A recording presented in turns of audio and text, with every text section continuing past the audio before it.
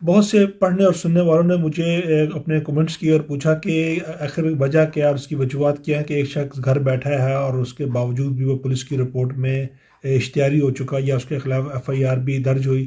اور اسے پتہ بھی نہ لگا۔ دیکھیں، سب سے بڑی بات تو کہ سب سے پہلے جو اپنا ایف آئی آر کا جو قانون ہے، جو 154 کی جو دفعہ ہے اس کے تحت ہی غلط ہے کہ پارلیمنٹ نے اس قانون کو ضرورت اس میں ترمیم لانی چاہیے،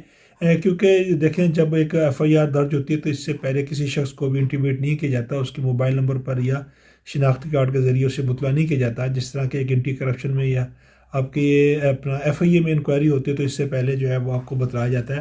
اور جب آپ پر کوئی جرم ثابت ہونے لگتا ہے یا اس انکوائری میں اگر دیکھا جاتا ہے کہ آپ اس میں گلٹی ہیں تو آپ کے خلاف ایف آئی آر درج کی جاتی ہے، جبکہ پولیس جب ایف آئی آر درج کرتی ہے تو کوئی ایسا اس میں سین نظر نہیں آتا اور ایک شخص کو پتہ نہیں لگتا۔ دوسری بات یہ کہ جب آپ کے جو مخالفین ہیں اور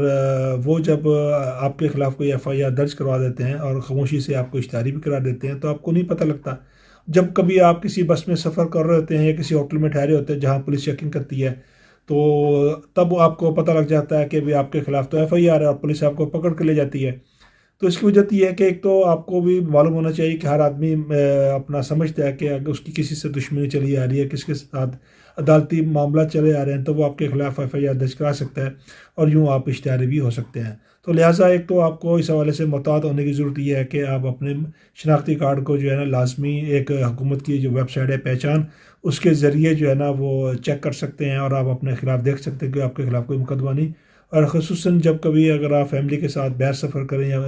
یا کسی اپنے ادر دین کسی ڈسٹرکٹ میں جائیں تو کم از کم ضرور جو ہے نا اپنے ان معاملات کو جو ہے نا شناختی کارڈ کو چیک کرا لیں، تاکہ آپ کو کسی قسم کی بعد میں جو ہے وہ پریشانی کا سامنا نہ کرنا پڑے، کیونکہ دیکھیں آخر کوئی نہ کوئی وجہ تو ضرور ہوتی ہے۔ جب آپ دیکھیں کہ آپ کے خلاف کوئی ایف آئی آر درج ہوتی ہے تو اس میں عموماً یہ دیکھا گیا کہ وجہ نہ پوچھا جاتا ہے، تو اس کے پیچھے کوئی نہ کوئی محرک ضرور ہوتا ہے، آپ کی کوئی دشمنی چلی جاتی ہے، کچھ معاملات کوئی ایشوز چلے آ رہے ہوتے ہیں یا کوئی آپ کو پھنسانا چاہتا ہے اور یوں آپ کو پتہ نہیں ہوتا اور آپ کے شناختی کارڈ کے اور موبائل کے نمبر کے اگینسٹ جو آپ کے خلاف ایف آئی آر درج ہو کر آپ اشتہاری بن جاتے ہیں۔ اب اگر آپ پولیس میں آپ اشتہاری ہو گئے اور پولیس نے آپ کو پکڑ لیا یا آپ کو پہلے سے ہی پتہ لگ گیا کہ جی میرے خلاف تو ایف آئی آر تو میں اس میں اشتہاری ہوں، تو اس میں دو راستے ہیں، آپ کو وکیل کرنا پڑے گا۔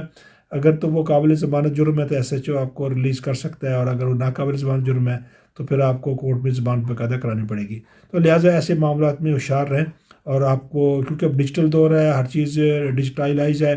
اور آپ کا شناختی کارڈ اور موبائل بہت ہی اہم ہے، اور اس کے ذریعے آپ پر جرم جو ہے وہ فوراً ہی آپ کے سامنے آ سکتا ہے، اور خصوصاً ہر بندہ اپنے معاملات کو دیکھے اور کوئی بھی سفر کرنے سے پہلے ان چیزوں پر ضرور احتیاط کرے۔